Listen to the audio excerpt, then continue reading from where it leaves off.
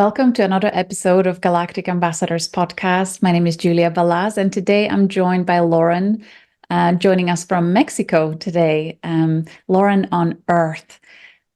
Today is 23rd of January 2024 when we record this. You have this beautiful background, beautiful space behind you.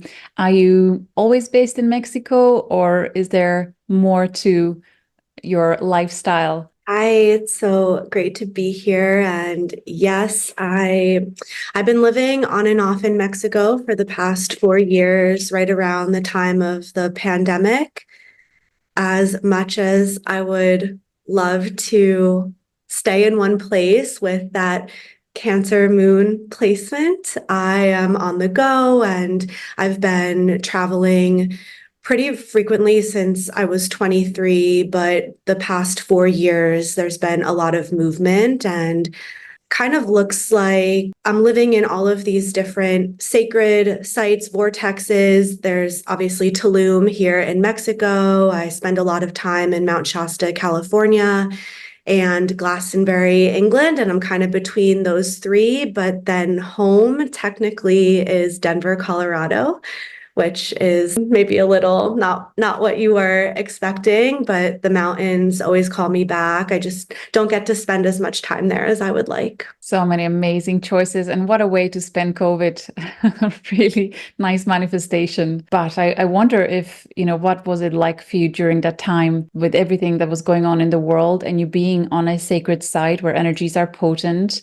Was it transformational for you too, maybe even more so? It almost feels like you are called to work with energy grids in certain places. And I wonder if Uranus and Neptune in your first house, kind of near the ascendant, does that have anything to do with that, where you kind of change rapidly, and Neptune there calling in the higher intuition to help you navigate where you move next? Makes sense. I definitely work with the grid. I would say over the past 2 years, really started to understand what that means. I clear a lot of distortion in the grid. I know we wanted to talk about that too, but yeah, here in Tulum, the energy is so potent and powerful. And yes, the veil is thinner. There's a lot of underworld connections here. And the beauty of this place is that she as in Tulum, does not let you forget that your shadow exists.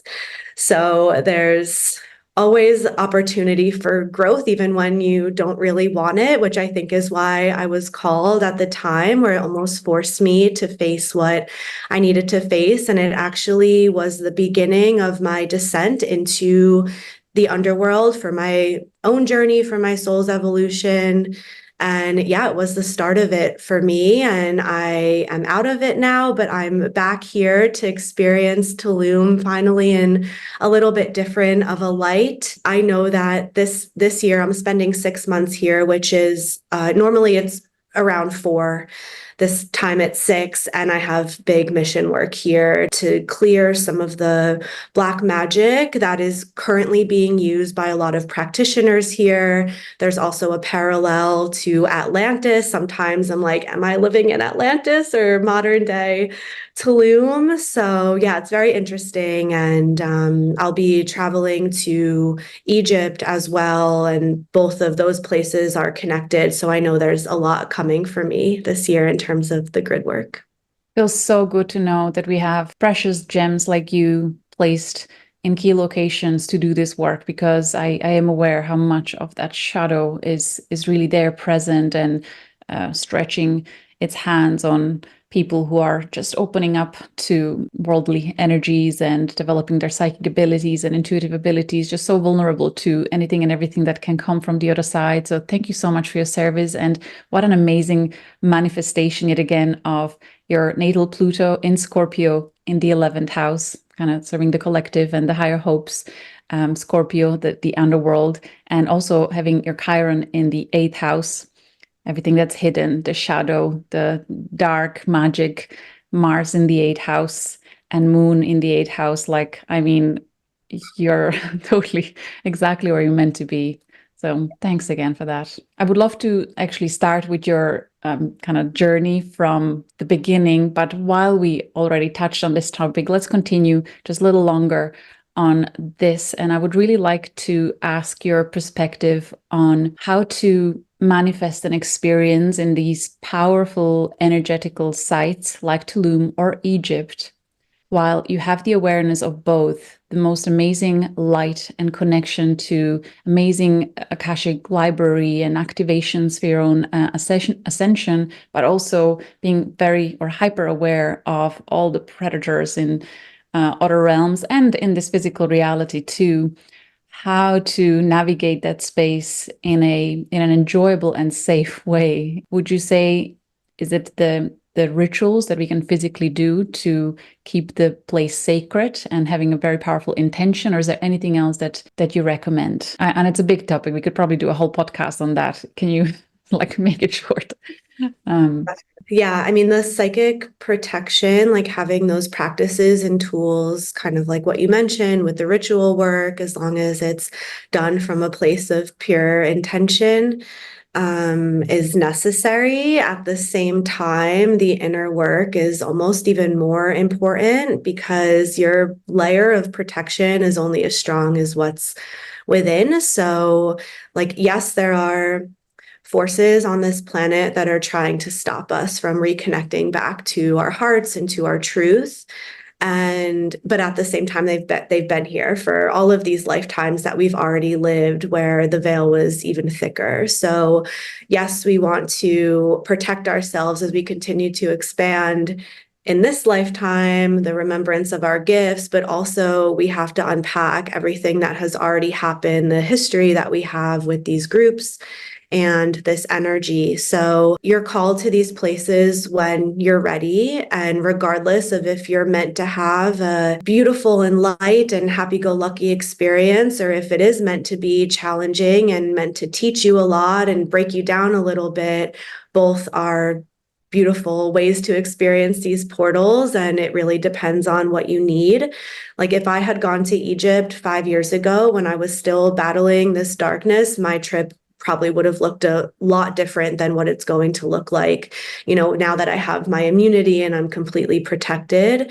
Long story short, have your tools for protection, continue to advance them. Like as you continue to grow and advance your abilities, you also need to advance the protection abilities as well, because what might have worked once where there were more veils that were keeping you from seeing truth in that way might not continue to work as those veils collapse. Something that I do teach from like foundation practices for protection to advanced galactic technology, and then also working on, okay, what energies are already there, what's already in the blueprint that is allowing these entities in that we need to dismantle and neutralize and restore, so that even if they're near you and around you, you're not affected at all. Amazing.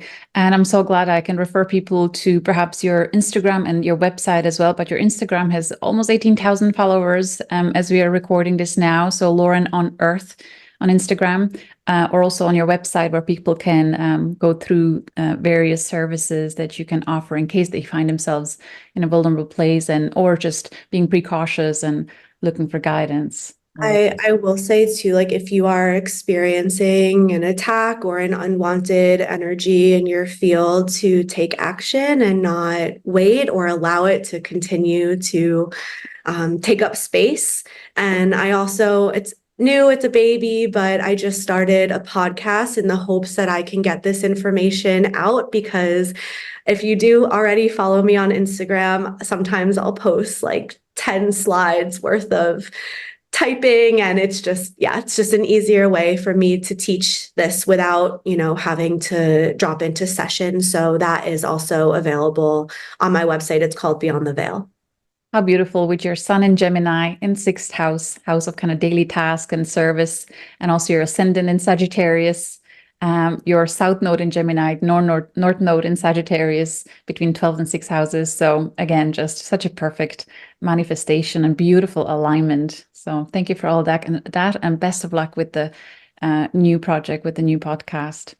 So Lauren, let's go to the beginning in terms of where you started awakening to the other realms and becoming aware of your intuition becoming stronger and stronger?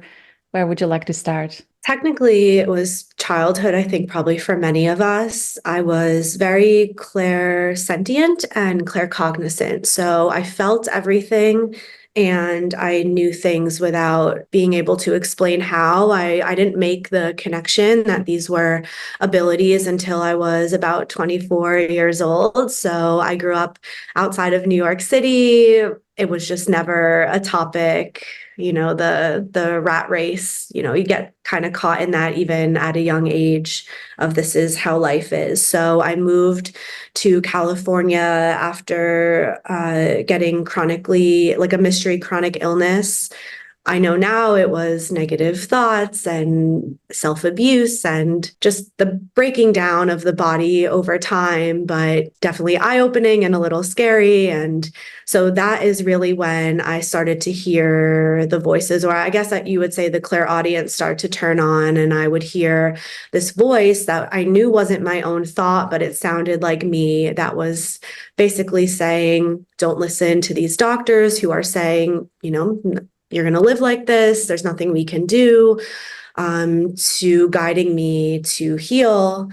That led me out to California. And then I started to realize, oh, I think I might be psychic. It took so long. It was such a long process. But again, back in 2013, 2014, I had time. This wasn't trendy. It wasn't popular. There weren't that many people that were on this path. So I know now there's been this mass awakening and we're all, looking, but I wasn't really interested in that. I was just trying to heal myself and make sense of what was happening to me.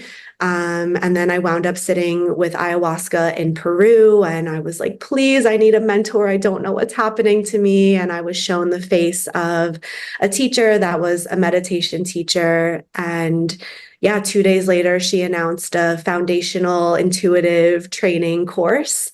So I signed up for that. And then for 2 years, I was dedicated to that path. And I had taken 3 courses for psychic development and 3 Akashic record courses. Again, like no intention of being of service, but I couldn't stop. And then eventually at the start of COVID, I was just getting the message, it's time to start doing readings for others. And there was a lot of resistance, a lot of, just wanting to be a regular, normal person. And now it's so far from that. So a lot of internal battling that I had to do, but I came out of the spiritual closet. No one really knew I was studying what I was studying. And then I started to offer free readings, and it really just took off from there. And I was already certified in Reiki and energy healing, but I would say about 6 months into offering the readings and healings is when I started to really deep dive into the shadow and started to expand my gifts there. And then from my own experiences and my descent to the underworld, that's where I learned most of what I know now and what I guide others through. So yeah, that's the gist of it. I love that. I am wondering if you ever looked at the transits of that really deep, dark, transformational period, and where was Pluto? Because if your Pluto is in the 11th house when you were born, I wonder, could have gone like maybe to your first or second house, so really transforming the self and the values and all that. And also when you kind of received a diagnosis at a certain location, which you didn't normally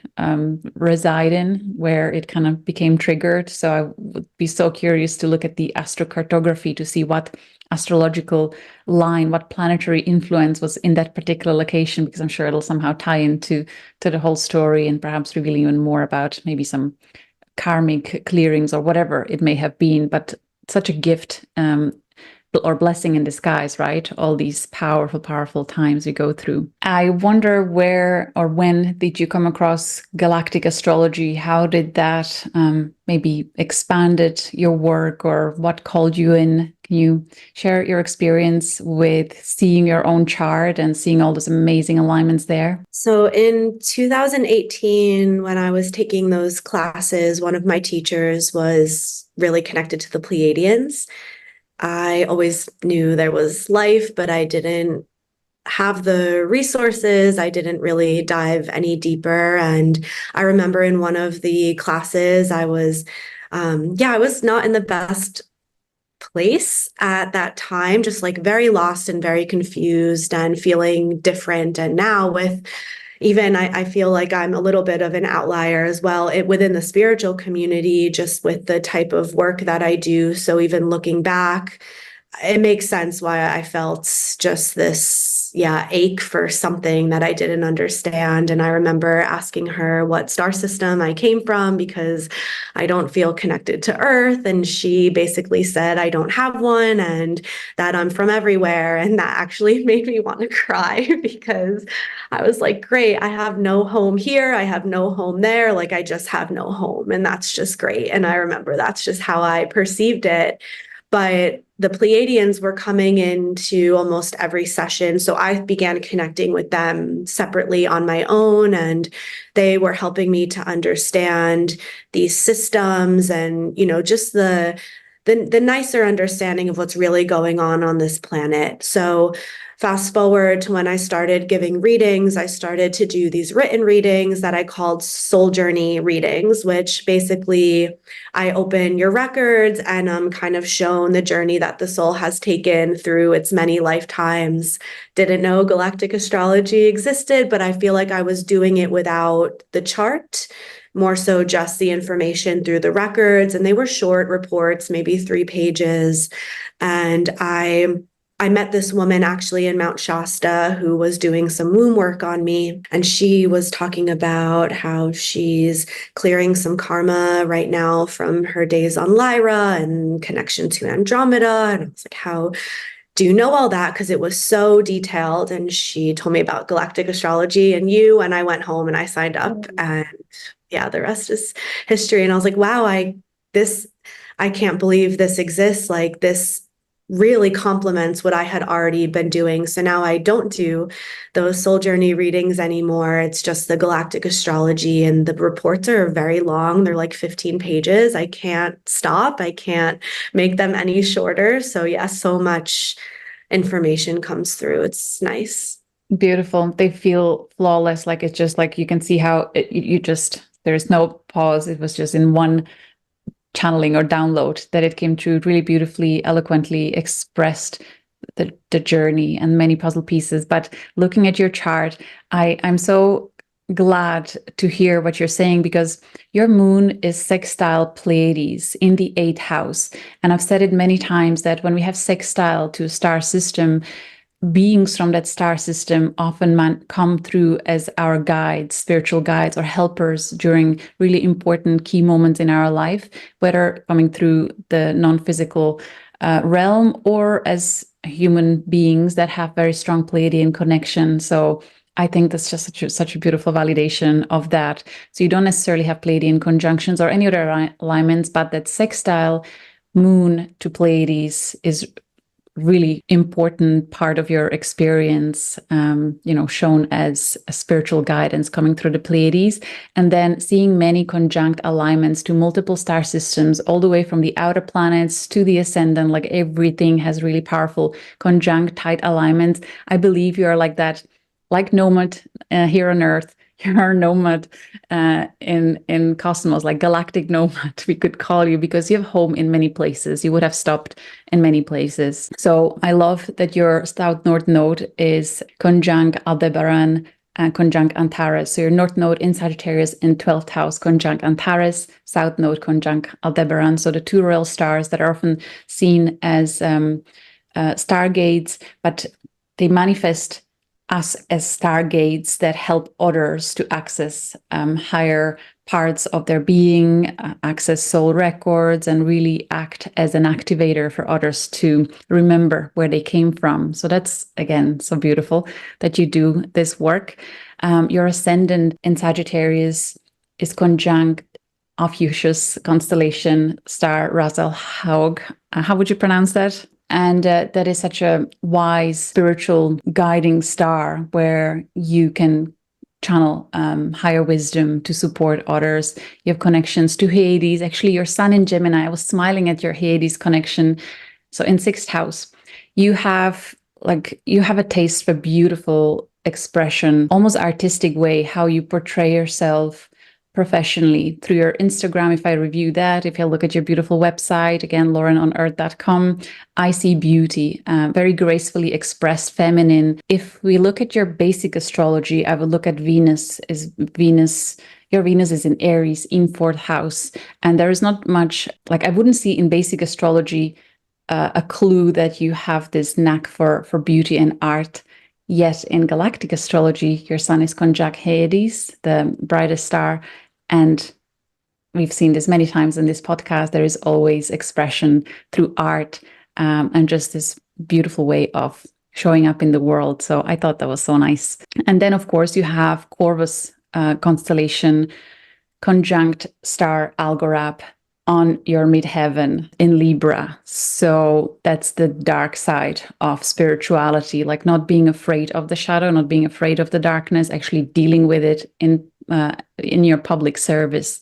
I mean, amazing. Like everything that I look at in terms of galactic alignments and your placements of planets in the houses is like, oh my God, you're exactly where you're meant to be. Like so wonderful to see that. And I'm excited for your journey ahead. It looks like you're only getting started. And I hope you'll be able to reach many, many more people, because something the niche that you're kind of developing through your own experience is so needed at this time. There's so much discernment that needs to be taught and educated, especially to the younger generations that are coming in, that are so vulnerable to massive exposure of all kinds of light beings that have a lot of thickness around them in terms of dark energies and manipulative tactics and all that. So I'm really glad that you were guided here and that I can introduce you to this audience.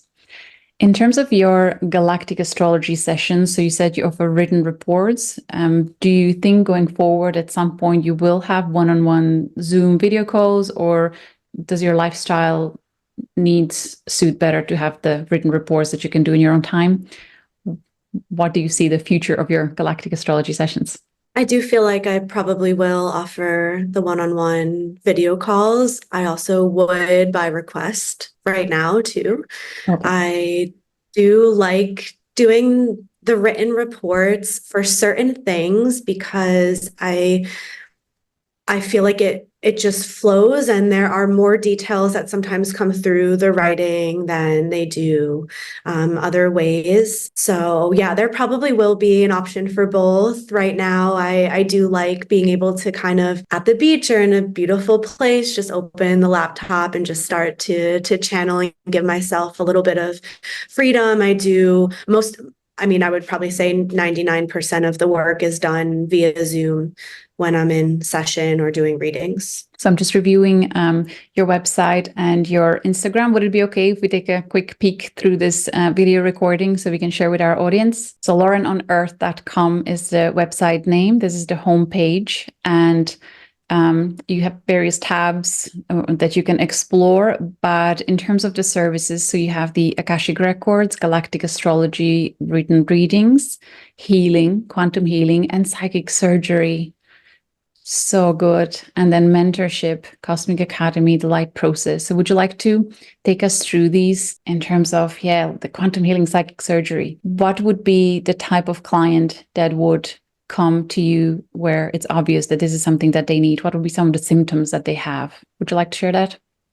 Yeah, the main difference between the healing and the psychic surgery is in the healing, we're more so working through behavioral patterns, trauma, beliefs, emotion, and just really helping to, there's any energy being siphoned or anything stuck or not flowing or moving properly. But we can go really deep in the quantum healing versus the psychic surgery. That is where we're dealing with much a more external dark energy, like a psychic attack or, an entity that has attached, or different forms of AI or black magic. Also being able to spot like what the frequency of a psychic attack feels like, and when you know that there's something there that is actively trying to stop you, not only from ascension and from connecting with your higher self, but also just from being able to live your life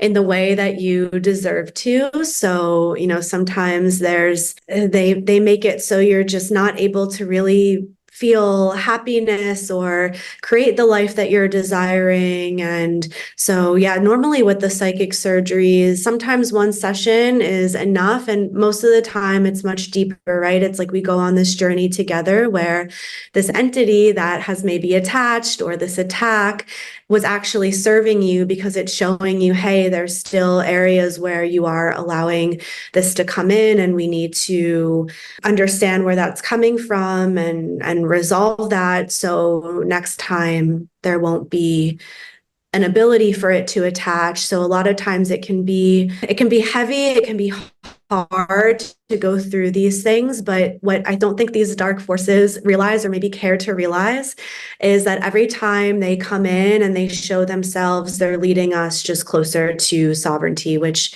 is what we're all here to work on. So I thank them for that. And with, everything that has happened with me, and I'm sure there will be another episode for my journey, and I think I'll also be sharing it as well on my own podcast. I did update on Instagram if you do want to go back and kind of read a little bit about what happened to me as I descended, and these teachers who wound up really harming me and attacking my womb, and it's a whole thing, but they've taught me so much. And their intention was to stop whatever it is I'm here to do in not only this lifetime, because I've been able to trace it back to hundreds of lifetimes of dealing with this energy, which I think for a lot of us is the same case. Like these entities, it's nothing new. It's something that has maybe been there hidden in the shadows for a while. And in this lifetime, it's just time to finally face it and address it and stop it from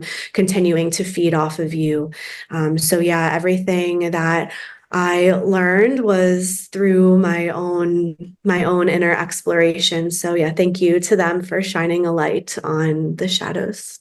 I love that you hold that peaceful, graceful perspective on the darkness and really embracing it as a teacher force that encourages evolution in this universe. I loved your post way back when you shared. So, you scroll through, there is so many beautiful posts, but somehow intuition guides us. Okay, I'm going to check this one out. And it was a particular story you shared when there is psychic attack and attachment through the womb, that you've experienced your womb actually growing, and it looked like you're pregnant. And I'm so grateful for seeing that, because it happened to me too, that when a particular person entered my life, within that month, I looked like I'm 6 months pregnant, just suddenly. And it was something, my attention was constantly there, like, what's going on here? That something is just not right. And then once I addressed this and realized, okay, this connection goes way back to so many different lifetimes. We had to clear so much with this particular person.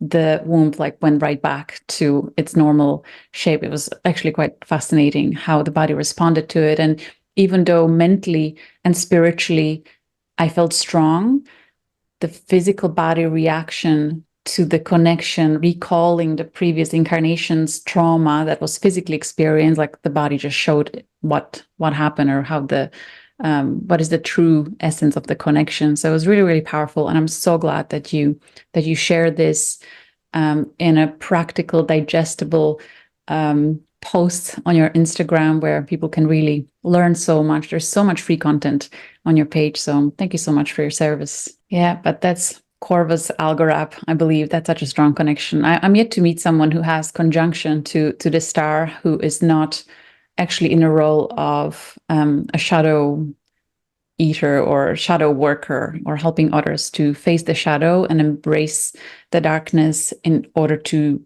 become greater light, kind of remember our capacity for holding light. Another powerful connection that I want to mention in your chart is your Jupiter in Libra in the 9th house, conjunct Super Galactic Center. And I have started noticing this with light workers, star seeds, who are reaching greater and greater audience, where we're speaking in thousands of viewers and followers, they would often have Jupiter conjunct Super Galactic Center. I'm starting to notice that too. And yours is in the ninth house, so higher teachings. Beautiful, beautiful work here. Really awesome. And you have also some Lyran connections.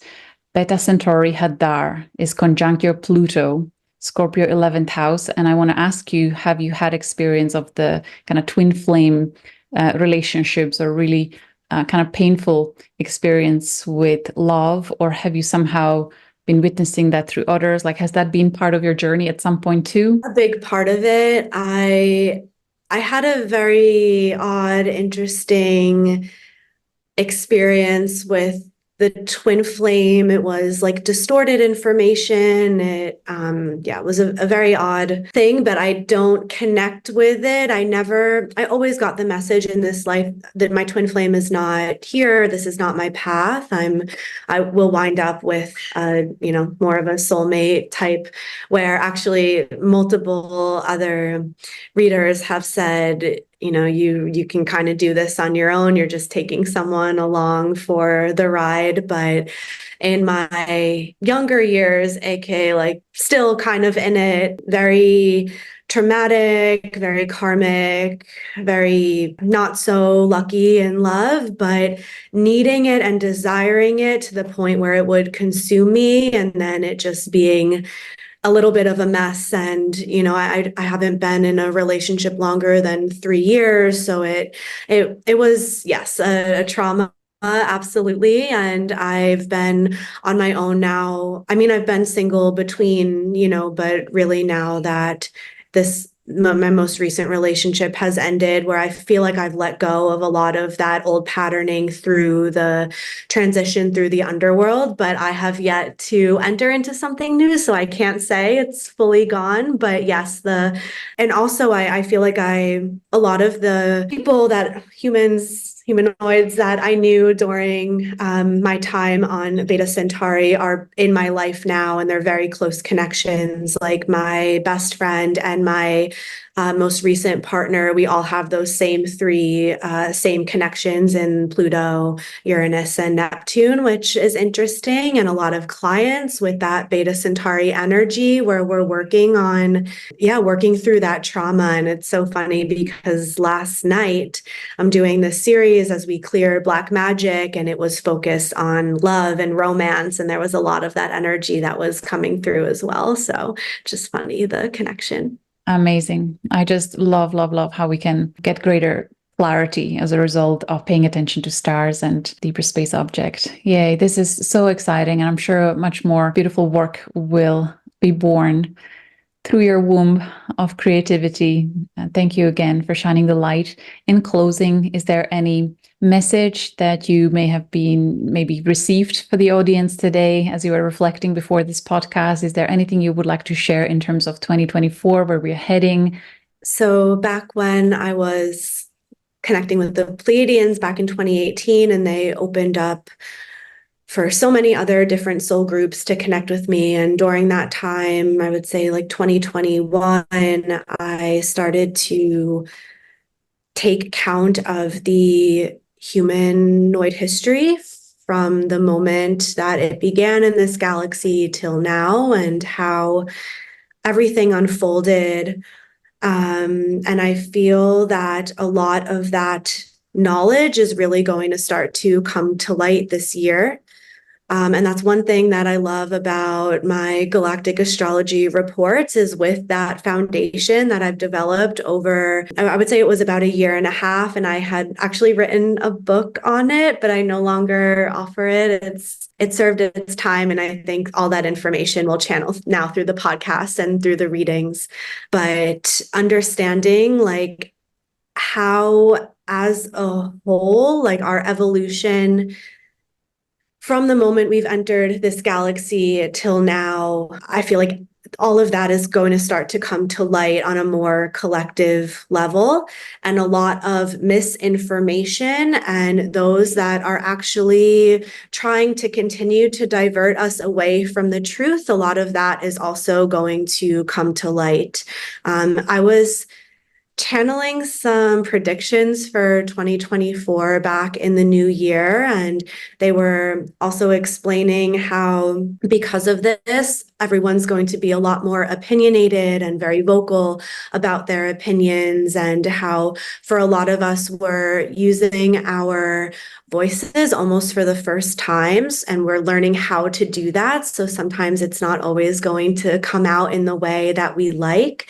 So just to, as this information comes out in whichever way it does for you, and just being the observer and being gentle with yourself as we move through this next year, because I just feel like there's going to be illumination in ways that might be tough for us to accept at first, but will be so rewarding and liberating once we're able to digest it. Beautiful. Such a timely message. Thank you. Thank you, Lauren. Thank you. And are those channelings still available somewhere on the Instagram when people scroll back through around the new year? If they would like to. It does say like 2024 themes for the collective. And I'm holding a leaf, so it should be easy to spot. Perfect. Well, I hope all the viewers enjoyed this podcast and learning about you, your journey, and the amazing offerings that you have available. I wish you the most amazing path with the Quantum Soul Guidance journey as a practitioner, and with your new podcast and everything else that you plan and may yet receive as a gift, as a surprise, as a blessing from the universe. Thank you for being such a beautiful presence of light and love, Lauren. And thank you all for watching, and see you again soon. Much love. Take care.